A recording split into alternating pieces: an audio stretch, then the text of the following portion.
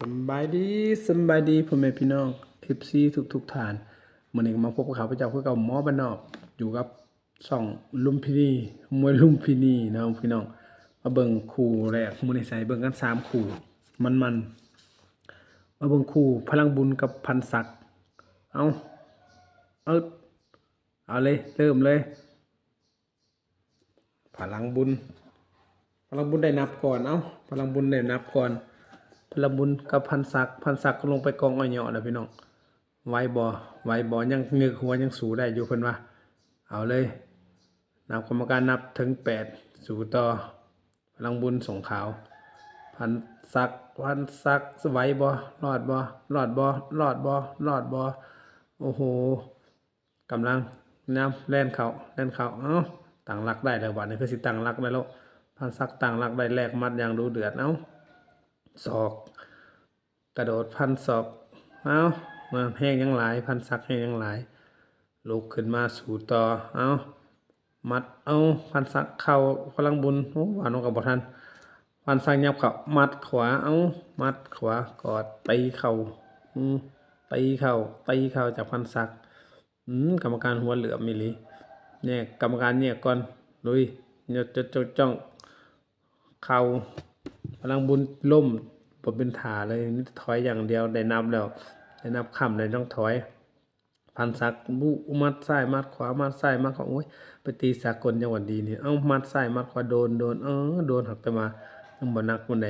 พลังบุญกอดเพราะว่าได้นับค่ำแล้วมั่นใจเพิ่นว่าเอามัดซ้ายเอานับคืนได้บ่นับคืนได้บ่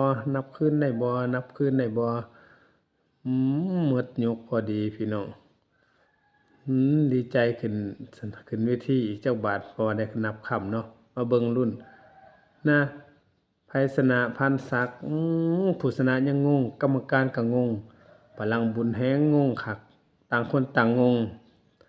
จังได๋กับพันศักดิ์ชนะคือเก่าอยากคือกับตะวันฉายกับมันพันตะวันฉายตอนนั้นเนาะแพ้ก็ยังน็อกแพ้ก็ชนะยังงงอยู่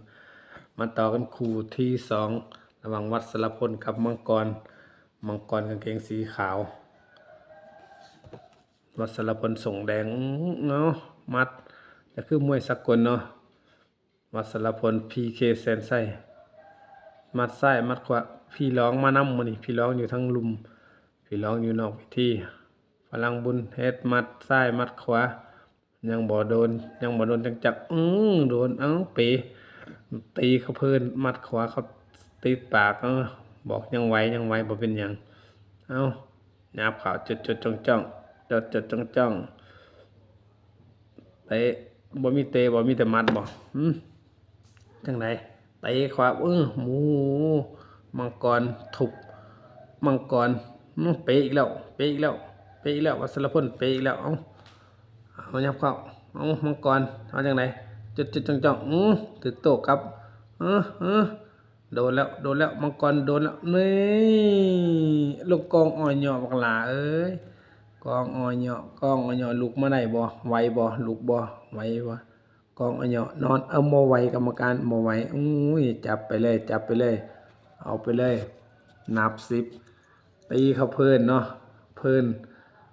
เกิดเรื่องบ่คาดคิดกองอ้อยเหยาะเกิดขึ้นได้โอ้โหมังกรนอนมังกรนอนมาต่อกันที่คู่เอกกุหลาบดำ PK แสนบ่แม่นกุหลาบดำสจกุหลาบดำเตะซ้ายมาซ้ายอุกกาบาตมันสิได้ทำงานนี่บ่จดจ้องถีบซ้ายมัดซ้ายกุหลาบดำซ้ายอุกกาบาตจดจ้องอยู่เตะขวาจากเตะขวาอีกจังได๋ก็สู้จังได๋ก็เทียมมวยไทยนั่นเนาะพี่น้องเสียคนไทยเฮาไปแหละมาเตะขวาบ่ถือกุหลาบดำว่าจังได๋บ่ทันเตะบาดนึงเข้าไปเกือบล้มเตะ2ขาเลยมัดซ้ายโอ้โหกองอ้อยเหยาะคอจนสิหักกองอ้อยเหยาะเลยมัดโอ้ยตายคักขอมัดเดียวบ่ไหวนอนเหยียดคิงนึงเอาขึ้นเสื้อแล้ว ขึ้นเสือกโซ่จักบาทแอคชั่นจักบาทกุหลาบดำสายอุกกาบาตทำงานมื้อนี้กุหลาบดำขึ้นชื่อว่ากุหลาบดำนี่ปราบนักมวยต่างชาติมาเกือบทุกรายเนาะต่างนักมวยปราบเป็นมือปราบนักมวยต่างชาตินี่กุหลาบดำสจ.เปียกอุทัยจังหวัดจากจังหวัดสุรินทร์เนาะพี่น้องถิ่นสร้างใหญ่เพิ่นว่าแม่นบ่ฮู้จักคักได้หาเว้ามั่วซั่วไปซื่อๆชนะ TKO เนาะรอบนี้ก็ถือว่ารับโบนัสอีก 350,000 บาทจากบอสซาติโอเคทุกคนให้เบิ่งกัน3คู่มันรวมหลายๆคู่ก็เบิ่งบ่ทันเบิ่งให้เบิ่งแต่3คู่ที่ว่าสุดงงชนะแบบสุดงงก็คือพลังบุญกับพันศักดิ์เนาะผู้แพ้ก็ยังงงผู้ชนะก็ยังงงงูล้มทางกรรมการก็ยังงงเพิ่นว่า